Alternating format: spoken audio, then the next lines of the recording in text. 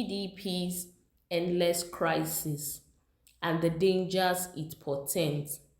Now, after months of trying to placate the aggrieved leaders in the People's Democratic Party, its presidential candidate Alhaji Atiku Abubakar says that he's moving on with his campaigns. Hello everyone, thank you for joining us once again on the channel. We'd like to say a very big welcome to you if you're joining us for the first time. Please do well to like, share and subscribe to our channel. To all of our existing subscribers, please don't forget to give us a thumbs up on our posts as they come your way. Now on to the details of today's report. Now, one thing the People's Democratic Party has done remarkably and consistently in the past month is keeping up with the fights in the party, so much so that many political pundits begin each new week with questions like, what will Wike say this time? Or what will Ayu do this week? Or what announcement will come from the G5 this week? Now, the G5 are the 5 PDP governors who have vowed not to support the party's presidential candidate, Atiku Abubakar, in his presidential bid until the national chairman Iyorchia Ayu resigns. They are Governors Nyesom Wike of Rivers State, Okezie Ikeazu of Abia State, Seyi Makinde of Oyo State, Ifeanyi Ugwuanyi of Enugu, and Samuel Ortom of Benue State.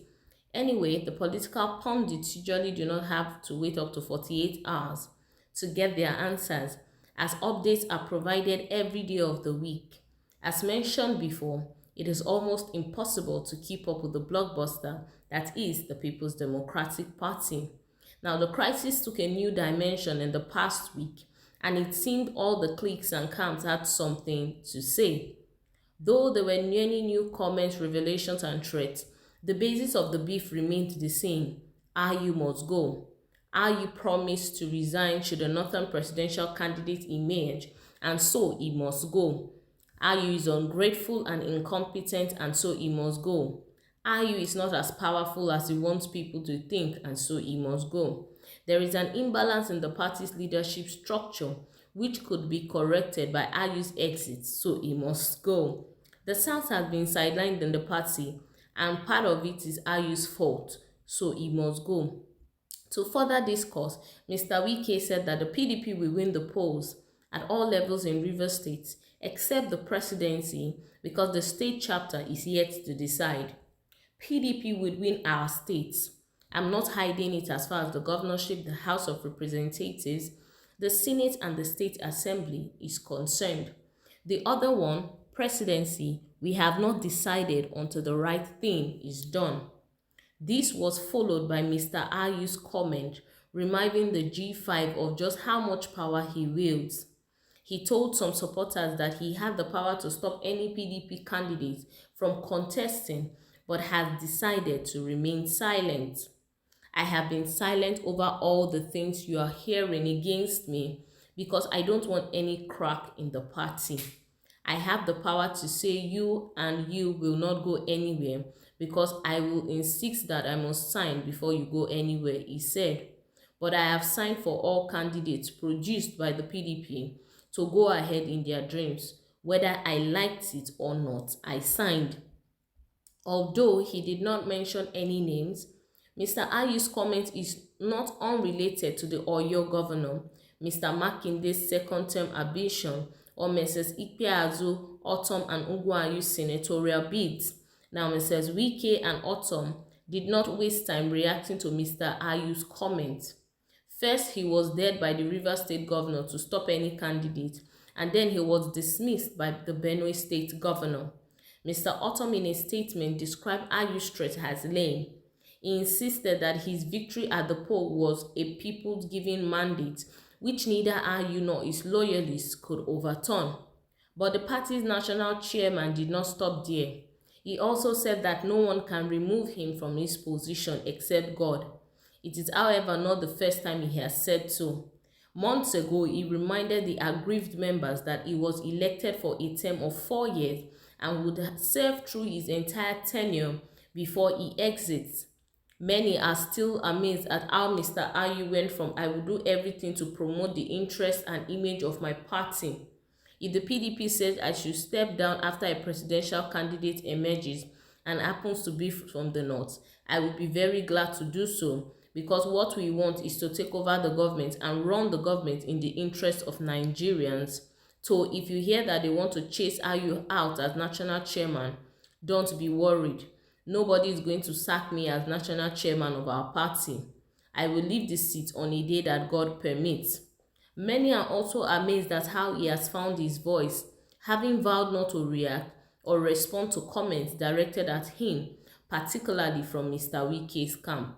Now, having lingered this long, there is no telling if or when the crisis will end. It is also obvious that all the aggrieved members in the party have refused to sheath their swords. Since the presidential primary in May, there has been a series of failed meetings and negotiations. Although all the parties involved claim to be agitating for the good and well-being of the party and Nigerians, many still believe that the fight is for their personal gains.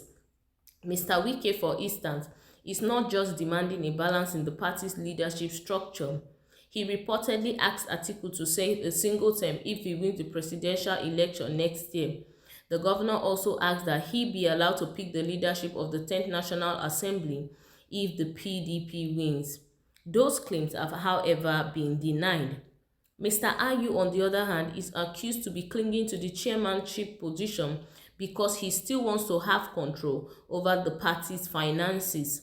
Whatever the case may be, the players in the game seem to care less about the dangers the lingering crisis portends for members and the party at large. Top on the list is a likely defeat at the polls in the 2023 general elections. Considering the division among members, withdrawal of support from the G5, who are considered among the influential governors in the party, and the threat to support candidates of other parties, the PDP risks losing the election, a major setback it will be for a party that is struggling to return to power it held for 16. It would also mean that remaining in the opposition for another 4 or 8 years, a role the party has not exactly performed well. Now, defection is another danger that the party risks should this fight continue and it loses the general election. It is bad enough that some party members are torn between the possibility of having to vote for the PDP at other levels and considering a different candidate or party at the presidential level. Many would find it easier to switch camps, particularly if the party loses. Not to mention how the crisis is a way of creating content for other opposition parties to latch on. Since the campaign started in September, the PDP crisis has been one of the major selling points for parties like the All Progressives Congress. Now, many times the APC presidential candidate Bola Tinubu and his campaign spokespersons have told Nigerians not to consider or vote for the PDP at the general elections because the latter has failed to put his house in order and could mean that they would not be able to handle the affairs of the entire country. Now, that is it on the analysis of the crisis within the PDP. Well, as more details unfold, we will bring them your way. Well, until we come your way next time, do well to stay safe. Bye-bye.